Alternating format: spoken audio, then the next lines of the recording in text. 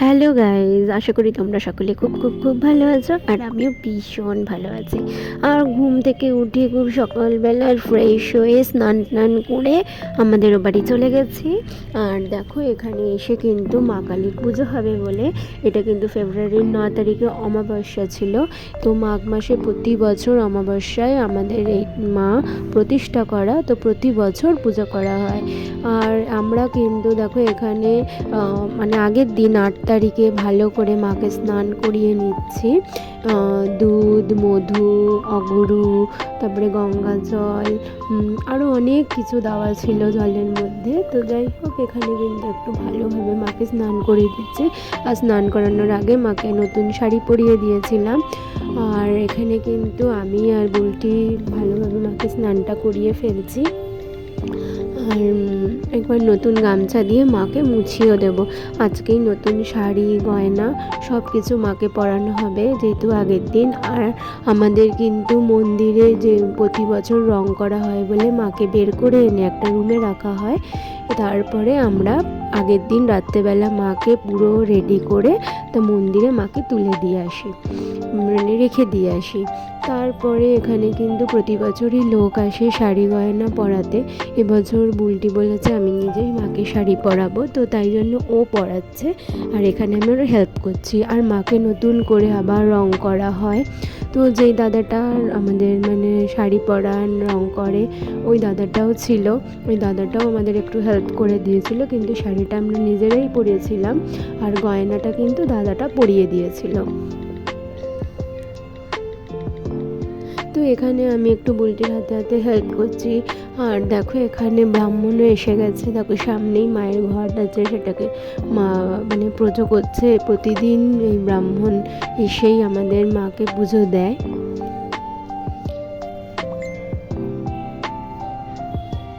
তো যারা কিন্তু আমার চ্যানেলটাকে এখনও সাবস্ক্রাইব করোনি, প্লিজ সাবস্ক্রাইব করে দেবে, লাইক শেয়ার কমেন্ট করে অবশ্যই জানিও ভিডিওটা তোমাদের কেমন লেগেছে।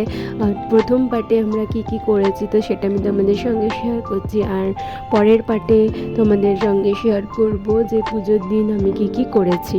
তো অবশ্যই কিন্তু দেখো আর কমেন্ট করে জানিও শাড়ি পরানোটা কেমন হয়েছে।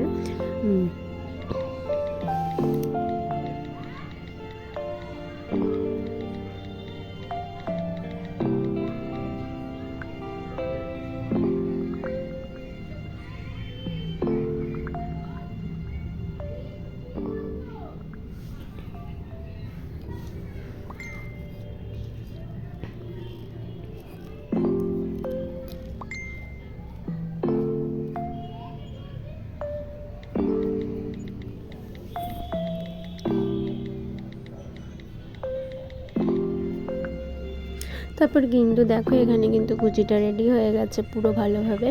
আর এবার কিন্তু আঁচলটাকে রেডি করা হচ্ছে মায়ের।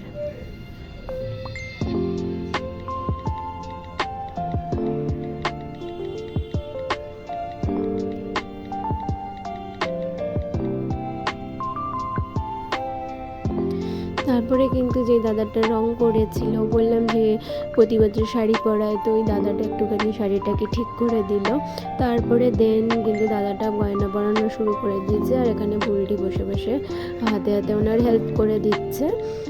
তো তারপরে দেখো, সন্ধে হয়ে গেল। তো আমরা সকলে মিলে এখানে কিন্তু সবজি কাটতে বসে পড়েছি।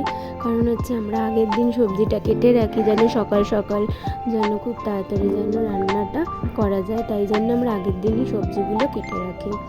আর এখানে কিন্তু দেখো, বুলটি এখানে বাসনটা মেজে নিচ্ছে। আর ওইদিকে দেখো আমি শিম কেটে ফেলছি। আর এখানে কিন্তু দেখো বৌমনি নারকেলটা কুড়িয়ে নিচ্ছে। আর এখানে কিন্তু বৌমনি দেখো শাকটা কেটে ফেলেছে কি সুন্দর কুচি কুচি করে। তারপর এখানে কিন্তু পিসি এঁচড় নিয়ে বসে পড়েছে কাটবে বলে। আর এখানে কিন্তু মানে সকলে কিন্তু কাজ করছি আমরা।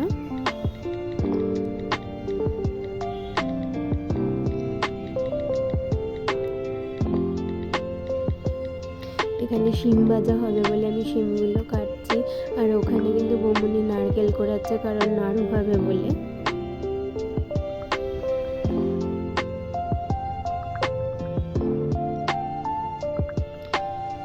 তারপরে এখানে কাজ কমপ্লিট করে আবার আমরা চলে গেছি ও বাড়ি থেকে আবার মাকে তুলে কৌশিক আর হচ্ছে কুনাল মাকে তুলে এবার মন্দিরে নিয়ে যাচ্ছে। তো চলো দেখাই তোমাদেরকে। আর এখন কিন্তু আমরা দোকান বন্ধ করে মন্দিরে এসেছি, এখন কিন্তু রাত 12:30 বাজে। তো যাই হোক, এখানে কিন্তু আমরা সিংহাসনের মধ্যে মাকে ঢুকিয়ে দিচ্ছি আস্তে আস্তে করে। তো নেক্সট পার্টে তোমাদের আগেই বলেছি দেখাবো মায়ের পুজো কীরকমভাবে করা হয়েছে। তো চলো আমি আমার ভিডিওটা কিন্তু এবার এখানেই শেষ করব। আর আগের দিন কিন্তু সকলে চলে এসেছিলো, বাড়ির সকলেই চলে এসেছিলো আগের দিনকে। আর সবাই কিন্তু আগের দিনই চলে আসে, পিসি টিসিরা। আর এখানে দেখো রাত্রেবেলা আমরা কত মজা করছি, দেখো এখানে কিন্তু সবাই আছে। তো চলো আমি আমার ভিডিওটা এখানেই শেষ করছি। তো চলো টাটা।